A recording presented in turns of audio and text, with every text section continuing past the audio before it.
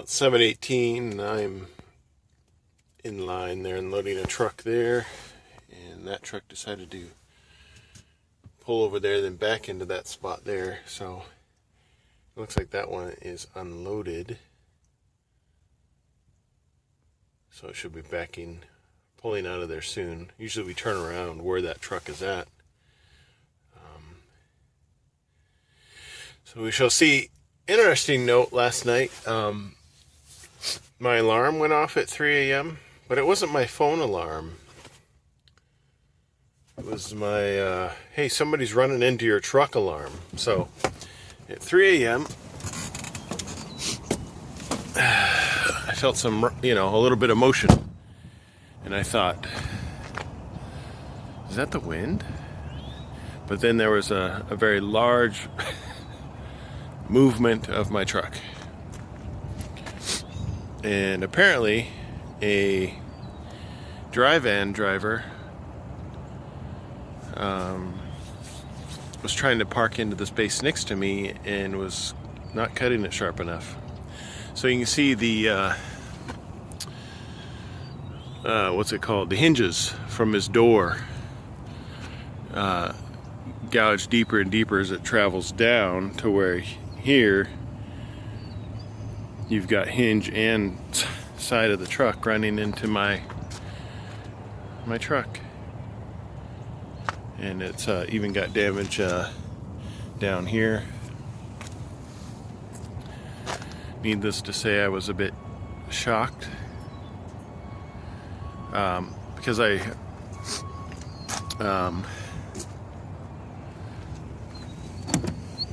wasn't sure exactly what was going on. I'm assuming somebody was hitting me. I didn't know if it was my truck or my trailer. So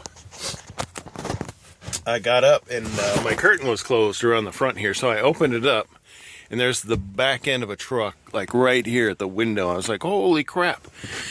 So I'm in the back trying to throw on clothes so I can get out, when he pulls forward, I can step out and get his information.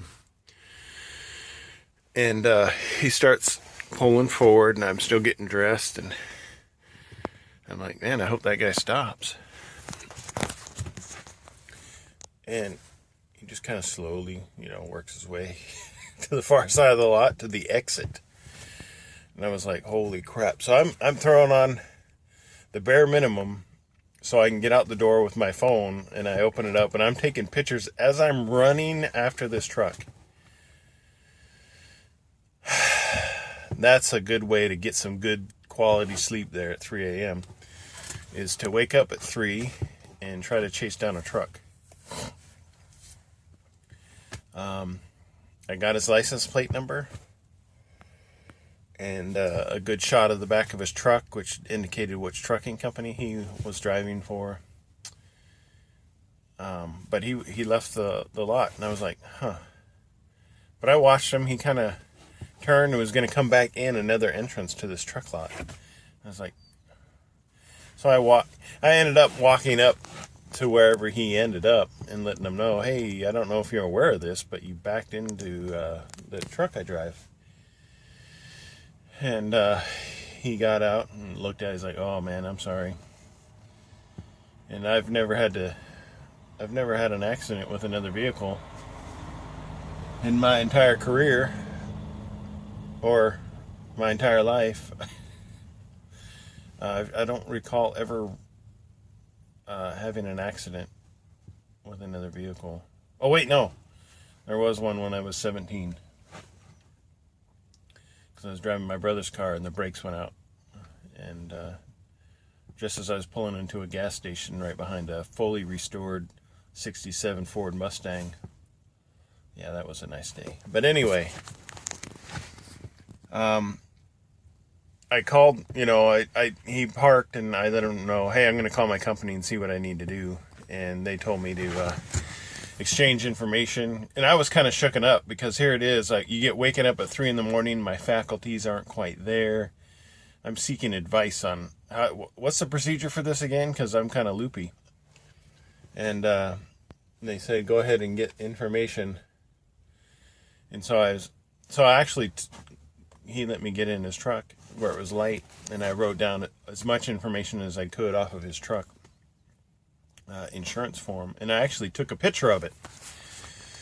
So I took pictures of it. I took pictures of his driver's door, showed his company, with his DOT number, the license plate off the back of his trailer, a picture of the back of the trailer, pictures of the damage that occurred to my vehicle. I sent it all in an email to my fleet manager, so when she gets in, she'll see that. So I should be getting a call or some kind of message letting me know what the dealio is.